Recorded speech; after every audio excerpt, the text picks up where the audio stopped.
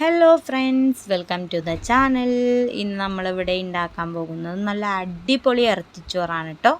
അപ്പോൾ അതിനാവശ്യമായിട്ട് നമുക്ക് ഈ ഇറച്ചി നന്നായിട്ട് കഴുകിയെടുക്കാം. പിന്നെ അതിനാവശ്യമായി സവാള, തക്കാളി, വെളുത്തുള്ളി, ഇഞ്ചി ഇവ ആവശ്യത്തിന് എടുക്കുക. പിന്നെ നേരത്തെ കഴുകി വെച്ചിരിക്കുന്ന ഇറച്ചി പകുതി വേവിലാണ് കേട്ടോ എടുക്കേണ്ടത്. അപ്പോൾ അതിലോട്ട് കുറച്ച് മഞ്ഞൾപ്പൊടി, കറി മസാലപ്പൊടി, കുരുമുളക് പൊടി, ആവശ്യത്തിന് ഉപ്പ്, ഇത്രയും ഇട്ട് കൊടുക്കുക.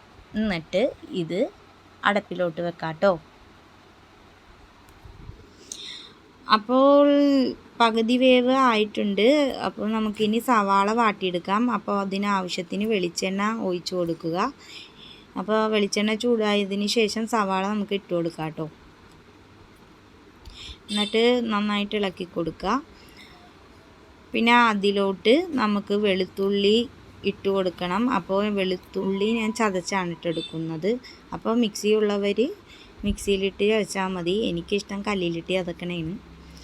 പിന്നെ അത് കഴിഞ്ഞ് അതിലോട്ട് ഇഞ്ചി ചതച്ചെടുക്കുക. പിന്നെ ആവശ്യത്തിന് പച്ചമുളക് നമുക്ക് ചതച്ചെടുക്കുക. പിന്നെ ആ സവാള നേരത്തെ വെച്ചിരിക്കുന്നത് ഏകദേശം ഒരു മൂപ്പ് ആയിട്ടുണ്ടെങ്കിൽ അതിലോട്ട് നമുക്ക് ഈ വെളുത്തുള്ളി നമുക്ക് ഇട്ട് കൊടുക്കാം കേട്ടോ. അപ്പോൾ ഏകദേശം ആയിട്ടുണ്ട്. നമുക്ക് വെളുത്തുള്ളി ഇട്ട് കൊടുക്കുക. ഇനി ഒന്ന് ഇളക്കി കൊടുക്കുക. ഇനി അതിലോട്ട് കുറച്ച് ഇഞ്ചി ചതച്ച് വെച്ച് ഇഞ്ചി ഇട്ട് കൊടുക്കുക. ഇഞ്ചി ഇട്ടു. ഇനി ഒന്ന് ഇളക്കി കൊടുക്കുക. ഇനി അതിലോട്ട് കുറച്ച് പച്ചമുളക് ആവശ്യത്തിന്, നിങ്ങൾക്ക് എരിവ് കൂടുതൽ വേണമെന്നുണ്ടെങ്കിൽ കൂടുതൽ പച്ചമുളക് ഇടാം കേട്ടോ. അപ്പോൾ നന്നായിട്ട് ഇളക്കി കൊടുക്കുക. അപ്പോൾ ഇവിടെ ഇപ്പോൾ നന്നായിട്ട് ബ്രൗൺ കളറായി വന്നിട്ടുണ്ട്. അങ്ങനെ നമ്മൾ ഇത് സവാള ബ്രൗൺ കളറായിട്ടുണ്ട് കേട്ടോ. ഇനി ഇതിലോട്ട് തക്കാളി നമുക്ക് ഇട്ട് കൊടുക്കാം കേട്ടോ.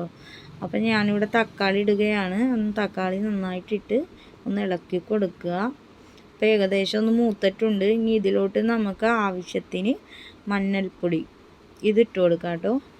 മഞ്ഞൾപ്പൊടി ഇട്ട് കൊടുത്തിട്ടുണ്ട്. ഇനി ഗറി മസാലപ്പൊടി, കുരുമുളക് പൊടി. ഞാൻ കുരുമുളക് പൊടി ഇതിൽ കുറച്ച് കൂടുതൽ ഇട്ടിട്ടുണ്ട് കേട്ടോ. എനിക്ക് കുറച്ച് എരിവ് കൂടുതൽ വേണം, അതാണ് ഞാനിൽ കുറച്ച് കൂടുതൽ ഇട്ടത്.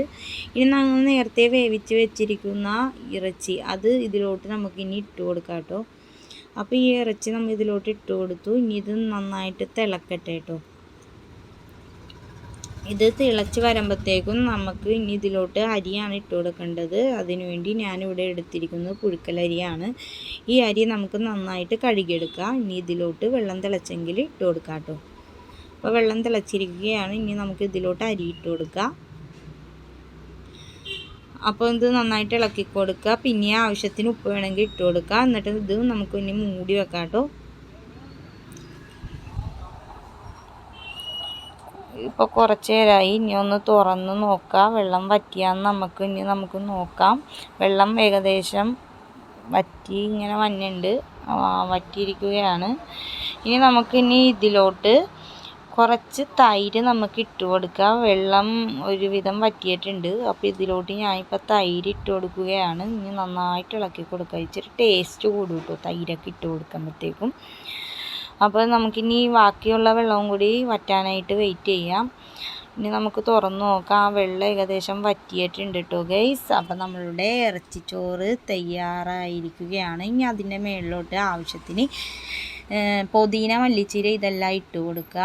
അങ്ങനെ നമ്മൾ അടിപൊളി ഇറച്ചിച്ചോറ് ഇവിടെ റെഡിയാണ് കേട്ടോ ഫ്രണ്ട്സ്. അപ്പോൾ വീഡിയോ ഇഷ്ടമായെങ്കിൽ എല്ലാവരും ലൈക്ക് ചെയ്യുക, സബ്സ്ക്രൈബ് ചെയ്യുക, പിന്നെ കമൻറ്റ് അറിയിക്കുക കേട്ടോ. അപ്പോൾ ഓക്കെ, ബൈ ബൈ. അടുത്ത വീഡിയോ ആയിട്ട് വരേ.